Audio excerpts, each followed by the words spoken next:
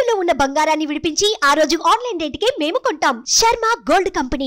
ఇప్పుడు నాన్నగారు అంటే చాలా మంది అభిమానుల్ని సంపాదించుకున్నారు కాబట్టి ఆయనకి ఆరోగ్యం బాగోలేనప్పుడు 10 మంది వచ్చి సహాయం చేసి ఈవెన్ మన కేసీఆర్ గారు కూతురు కవిత గారు కూడా బిల్లు మీరు కట్టొద్దమ్మా నేను కడతానని చెప్పారు. ఎందుకంటే కాంతారావు గారు చేసిన సినిమాలు చూసి ఆ అభిమానం ఉంటుంది అందరికి.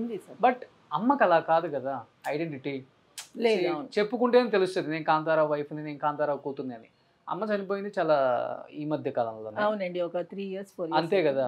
నాన్న చనిపోయిన దగ్గర నుంచి ఆమె లైఫ్ స్టైల్ అంటే ఏమని చెప్తారు? వయసు వచ్చాక ఆరోగ్యం బాగుండదు, ఖర్చులకు డబ్బులు కావాలి అంటే కావాలి. ఆ విధంలో మా ఫాదర్ చాలా అదృష్టవంతులండి. మా మదర్కి ఎప్పుడు అనారోగ్యం కానీ హాస్పిటలైజ్డ్ అవ్వటం కానీ ఎప్పుడు మా నాన్నగారికి తెలియదు. హెల్తీగానే ఉండేది మా అమ్మ.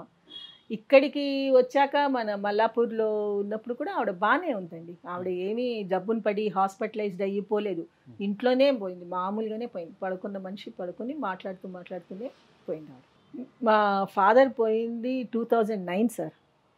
ఆయన పోయిన తర్వాత చాలా ఏళ్ళే ఉన్నారు ఆవిడ. దగ్గర ఒక 10 years ఉన్నట్టుంది. మా మదర్ కూడా 10-11 years ఉన్నారు, ఉండిపోయారు. మా మదర్కి చెప్పాను కదా వాళ్ళది లవ్ మ్యారేజ్, ఏమీ తెలీదు. మా అమ్మకి పెళ్ళైన కొత్తల్లో కూడా చాలా మా నాన్నగారు ఎప్పుడు అంటారు, ఎవరన్నా చెప్పులు కరుస్తున్నాయని చేత్తో పట్టుకొని నడిచేదటండి స్టేషన్లో.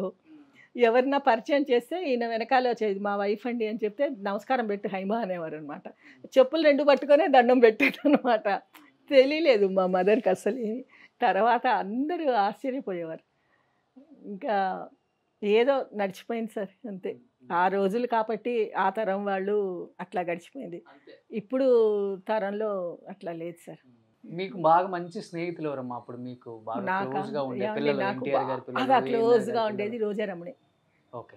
మా ఇంటి పక్కనే ఉండేది అనమాట. అప్పుడు సైకిల్ తొక్కుకుంటూ వచ్చేది మా ఇంటికి, ఆడుకునేవాళ్ళం మేమంతా చిన్నపిల్లలం. తర్వాత డూండి గారు అమ్మాయి సునందిని అని చెప్పి డూండేశ్వరరావు గారు ప్రొడ్యూసర్ ఉండేవారు కదా, ఆయన కూతురు నా క్లాస్మేట్. నేను కవిత గారు కూడా ఫ్రెండే. తర్వాత బెనారస్ మెట్రిక్ చేసేటప్పుడు తను కూడా చేసేది అట్లా, తను ఫ్రెండ్. తను కూడా ఇప్పటికీ కాంటాక్ట్లో ఉంటారండి. రోజారమణి మాట్లాడుతూ ఉంటుంది నాతో. పిల్లలు వాళ్ళు ఎవరితో లేదు సార్, ఎందుకంటే వీళ్ళిద్దరు సొంత అన్నదమ్ముల్లాగే ఉండేవాళ్ళు కదా. ఆయన అందరూ చెప్పేవాళ్ళు అంట కదా, త్రివిక్రమ్ రాము నాకు సొంత తమ్ముడు, కాంతారావు కూడా మేము ముగ్గురు అన్నదమ్ములు అని చెప్పుకుంటారు కదా. అందుకే ఆయన అట్లాగే చెప్పుకునేవారు. రామారావు గారు అట్లాగే చెప్పుకునేవారు, ముగ్గురు, నాకు మేము ఇద్దరం కాదు మేము ముగ్గురం అని చెప్పేవాడు. ఎక్కడ ఉన్నా సరే సార్. నా పెళ్ళికి కూడా రామారావు గారు వచ్చారండి. మార్నింగ్ వచ్చి నైట్ దాకా ఉన్నాడండి రామారావు గారు, కదలలేదు అస్సలు. పెళ్ళి మొత్తం అయ్యేదాకా, రాత్రి రిసెప్షన్ అన్నీ అయ్యేదాకా ఉన్నాడు ఆయన. ఓకే. అంత అది ఏంటో, అది వాళ్ళిద్దరికీ ఉన్న రిలేషన్షిప్ అట్లా ఉండేదన్నమాట, నాన్నగారికి రామారావు గారికి. ఓకే. సో వాళ్ళ పిల్లలతో అటాచ్మెంట్ లేదు మీకు? నాకు లేదు. మా అన్నయ్య వాళ్ళకి తెలుసండి, మా పెద్ద అన్నయ్యకి రెండో అన్నయ్యకి పర్వాలేదు కొంచెం తెలుసు. నాకంత లేదు సార్, ఎందుకంటే ఎక్కడికి వెళ్ళేవాళ్ళం కాదు, ఎక్కడికి తీసుకెళ్లేవారు కూడా కాదు. ఎవరింటికి కూడా పంపించేవారు కాదండి మా నాన్న. ఎవరన్నా రావాలంటే మా ఇంటికే రావాలి. నన్ను మాత్రం ఎవరింటికి పంపించేవారు కాదు మా ఫాదర్. వద్దమ్మా వద్దు వెళ్ళొద్దు. ఎన్టీఆర్ గారు వస్తుంటారు ఇంటికి? లేదండి, ఇంటికి ఎప్పుడు వచ్చేది లేదు. ఇంటికి వచ్చేవారు అంటే అప్పట్లో చూడండి సత్యనారాయణ గారు, ఆయన కూడా ఆయనకి పిల్లలు లేకపోతే నన్ను తీసుకెళ్ళి పెంచుకుందాం అనుకున్నాడు. ఒక 2 రోజులు ఉంచుకున్నాడు, తర్వాత ఆడపిల్ల పుట్టింది ఆయనకి. ఆయనకి పిల్లలు లేదు. తర్వాత బిఎస్ నారాయణ గారు అని చెప్పి ఒక డైరెక్టర్ ఉండేవాడు, ఆయన కూడా కొన్ని రోజులు పెంచుకున్నాడు, పిల్లలు లేని. కానీ మా అమ్మమ్మ ఒప్పుకోలేదు. వద్దు, మీకు ఉండేది ఒక్కతే కూతురు, ఎందుకు అట్లా తిప్పుకుంటారు, ఏం వద్దని చెప్పి పంపించేది కాదు మా అమ్మమ్మ గారు. అట్లా సత్యనారాయణ గారు, మన రాజుబాబు గారు, రాజశ్రీ గారు, విజయలలిత గారు, కృష్ణకుమారి గారు, వీళ్ళందరూ వస్తూ ఉండేవారు సార్ రెగ్యులర్గా. శారద గారు కూడా వచ్చేది అప్పట్లో. శారద గారు ఫస్ట్ చెల్లం గారిని కలవటం, మాట్లాడటం, వాళ్ళ ఇదంతా గడిచింది మా ఇంట్లోనే. లవ్ స్టోరీ అంతా మా ఇంట్లోనే గడిచేది అనమాట. తర్వాత తిరుపతిలో పెళ్లి చేసుకున్నారు, కానీ పెళ్ళికి పిలవలేదు మా నాన్నగారిని. అక్కడ తిరుపతికి అనుకోకుండా ఆయన కూడా వెళ్ళారు. వెళ్ళినప్పుడు ఇట్లా పక్కన శారద గారు పెళ్లి చేసుకున్నారండి అంటే సార్ చూడటానికని వెళ్ళారు. ఫోన్లో పెళ్లి చేసుకుంది కదా గ్రీట్ చేద్దామని వెళ్ళారు. వెళ్తే డోర్ వేసేసుకున్నారు.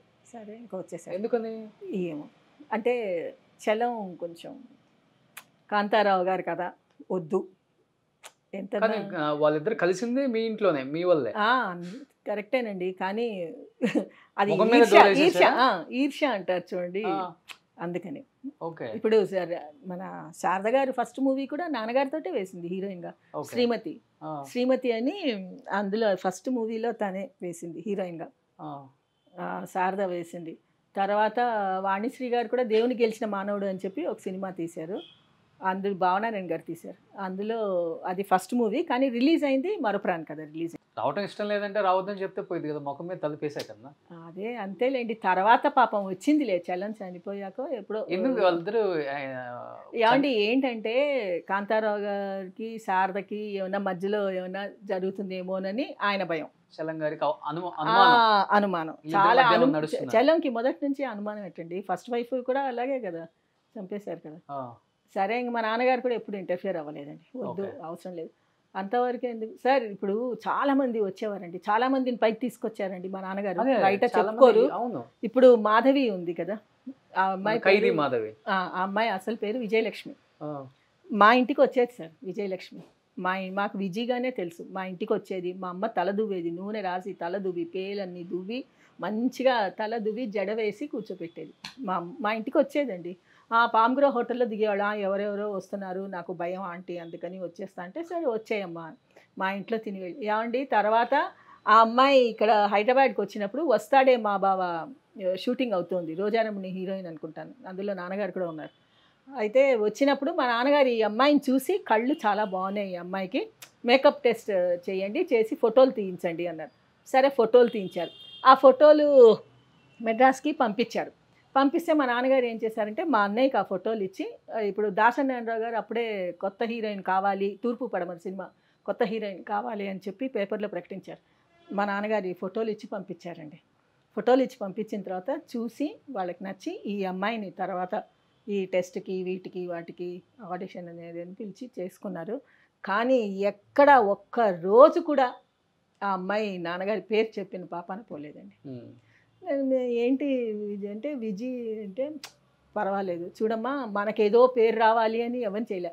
వాళ్ళలో ఆర్ట్ ఉంది, వాళ్ళలో అందం ఉంది, ఆ అమ్మాయిలో, ఆ అమ్మాయి పైకి వస్తుంది అంతే. మనం చెప్పాం, వాళ్ళు అయ్యారు, ఫినిష్.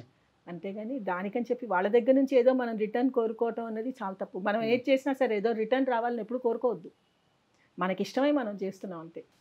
అట్లా నాన్నగారు తీసుకొచ్చిన హీరోయిన్ చాలా మంది ఉన్నారు కదా. చాలా మందే ఉన్నారు సార్, నాకు అంత గుర్తులేదు కానీ శారద గారు ఫస్ట్ హీరోయిన్, వాణిశ్రీ గారు ఫస్ట్ హీరోగా వేసింది, నాన్నగారు మాధవితో వేయలేదు కానీ హీరోయిన్గా కాదు కానీ చేశారు. సుమన్ టీవీలో మీ పర్సనల్ అండ్ బిజినెస్ ప్రమోషన్స్ కోసం కింది నెంబర్కి కాంటాక్ట్ చేయండి.